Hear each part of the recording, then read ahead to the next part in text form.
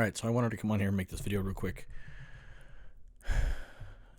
I am not condemning or condoning any actions that have taken place in the last 24 or 48 hours now, or anything like that. I have stated that I want to help teach people, bridge the gap on certain things, so I think this is an opportunity that I could take to help do that.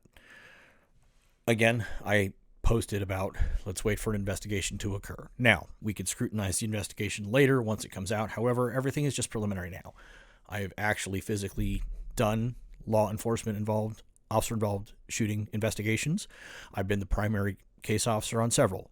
So I physically understand what it takes to perform an investigation when an officer has to, officer, deputy, trooper, agent, special agent, whatever, pulls the trigger. I understand the process of that investigation as I've conducted that and spoken to those officers. Okay, so I'm not, my words of advice are to wait for the investigation. Secondly, cops, ICE agents are not Nazis. Protesters are not terrorists. We have to bring the temperature down, how we're talking about each other.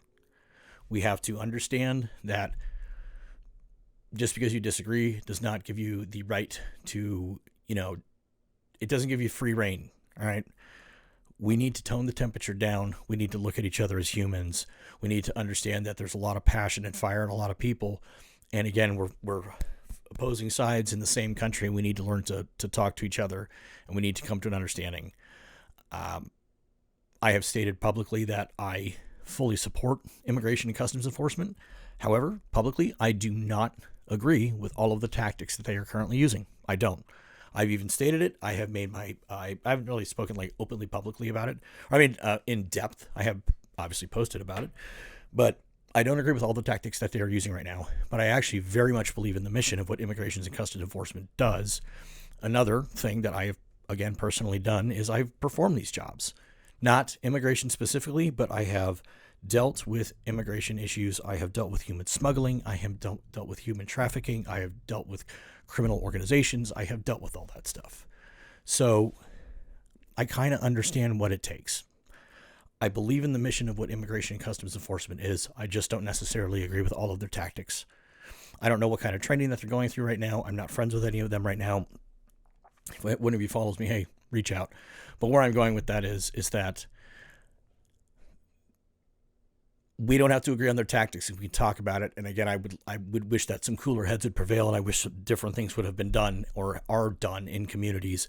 But I'm not in charge, and maybe I'm just getting old and soft. And if you feel that way, okay, this is just my personal rant. But again, I do still support federal law enforcement officers, and I do still support them in what their core mission is and how they're the lawful authority to do things. So on that note, that's one of the things I wanted to teach about right now is the fact that, sorry, I need a drink. Sorry.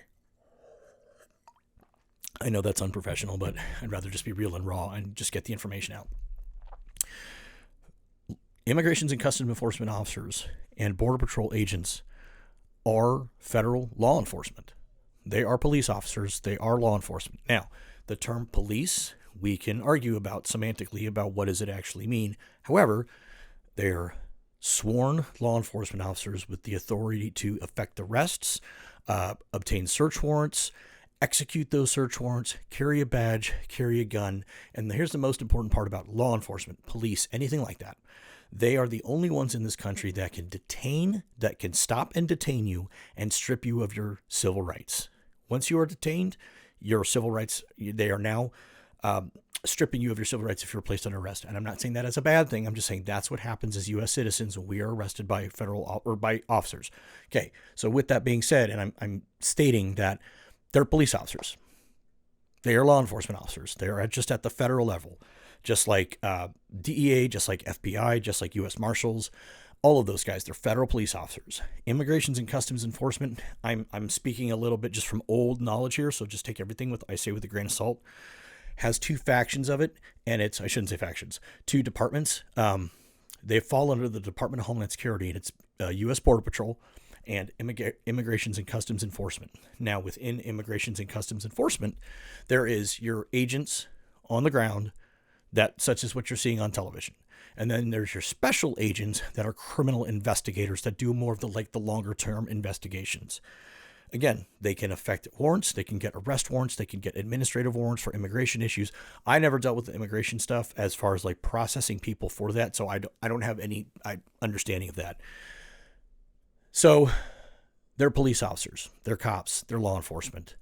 And I think that message is actually being lost on society right now. You do not have to agree with what they're doing. You do not have to agree with what their tactics are. You do not agree with whatever they are. And I highly, highly, highly encourage people to execute their rights and exercise their rights. And I highly recommend people get out there and do what they feel is necessary by peaceably assembling, as the U.S. Constitution states. I agree with expressing yourself. I agree with being angry. I agree with yelling. I agree with cursing. I agree with freedom of speech. I'm a free speech absolutist. I agree with all of those things, but I don't agree with interfering.